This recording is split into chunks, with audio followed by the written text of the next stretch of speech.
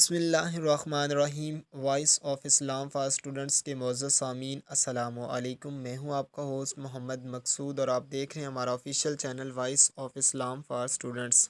تو دوستو، دستور کے مطابق آج پھر ہم پیش خدمت ہیں ایک نئی کہانی کے ساتھ، جس کا عنوان ہے اگر آپ رزق میں اضافہ چاہتے ہیں تو یہ کہانی آپ کے لیے۔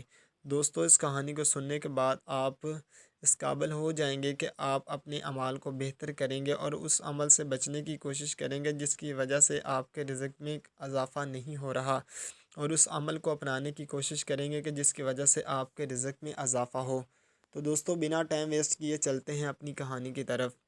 یہ کہانی ہے برصغیر پاک و ہند کے ایک ایسے بادشاہ کی جس کو اللہ رب العزت نے دنیا کی تمام تر نعمتوں سے مالا مال کر رکھا تھا۔ آخر بادشاہ اس چیز کو جاننے کی کوشش میں تھا کہ وہ کون سا میرا عمل ہے کہ جس کی وجہ سے اللہ رب العزت نے مجھے ان تمام تر نعمتوں سے مالا مال کیا۔ تو اس مقصد کے لیے وہ تمام تر علماء اکرام کو اپنے دربار میں مدعو کرتا ہے اور ان سے دریافت کرنے کی کوشش کرتا ہے کہ آخر وہ کون سا میں عمل کروں کہ جس کی وجہ سے میرے رزق میں کمی آ جائے۔ تو دوستو، مختلف علماء کرام نے مختلف تجاویز بادشاہ کے سامنے پیش کی، لیکن ان میں سے ایک عالم نے یہ تجویز پیش کی کہ بادشاہ سلامت، آپ ایک اعلیٰ نسل کے گھوڑے پر سوار ہوں اور آپ کی جیب میں مکی کے بھنے ہوئے دانے ہوں، اور آپ گھوڑے پر سوار ہو کر اپنی ریاست کا چکر لگائیں اور ساتھ ان دانوں کو کھائیں، اور یہ عمل آپ نے ایک دن میں مکمل کرنا ہے۔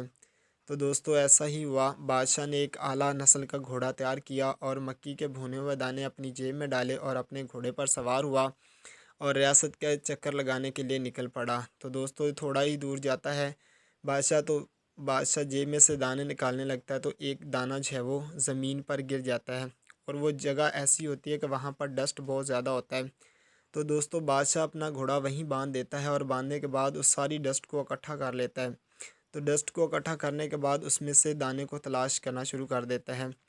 تو دوستو، بادشاہ سلامت کو اس دانے کو تلاش کرنے میں تقریباً 2 دن لگ جاتے ہیں۔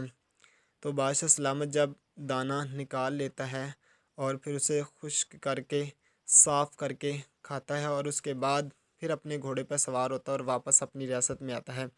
اور علماء کرام، چونکہ بادشاہ کے حکم کے مطابق انہوں نے نہیں جانا تھا جب تک وہ اس کی تعبیر نہ بتا دیں، تو جب واپس بادشاہ اپنے دربار میں پہنچتا ہے اور اس عالمے کو اپنا تمام تر واقعہ بیان کرتا ہے کہ میرے ساتھ یہ واقعہ رونما ہوا، تو عالم دین اسے کہتا ہے کہ بادشاہ سلامت، تمہارے رزق میں کمی کبھی نہیں آ سکتی، کیونکہ جس قدر آپ اس کی قدر کرتے ہیں اللہ رب العزت اسی قدر آپ کو اس زیادہ سے زیادہ نوازتا جا رہا ہے۔ تو دوستو، یہاں پر ہم نے ایک بات کو منظر عام پر لانے کی کوشش کی، اور وہ یہ ہے کہ اگر ہم اپنے رزق کی قدر کریں گے تو اللہ رب العزت ہمیں مزید نعمتوں سے مالا مال کرے گا۔ اگر ہمیں رزق میں اضافہ چاہتے ہیں، ہم رزق کو بڑھانا چاہتے ہیں، تو پھر اس مقصد کے لیے ہمیں رزق کی قدر کرنی ہوگی۔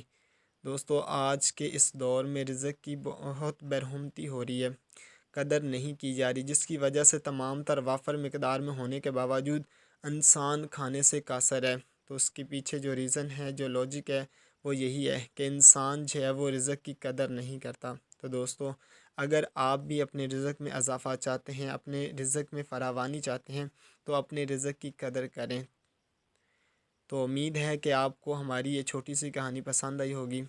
تو اس کہانی کو اپنے دوست احباب سے بھی شیئر کیجیے اور خود بھی اسے اچھے سے سماعت کیجیے، اور اس کے متعلق آپ کو کوئی سوال ہو تو وہ کمنٹ میں ہمیں ضرور بتائیے تاکہ ہم آپ کی پراپر رہنمائی کر سکیں۔ امید ہے کہ آپ کو ہماری یہ چھوٹی سی کاوش پسند آئی ہوگی۔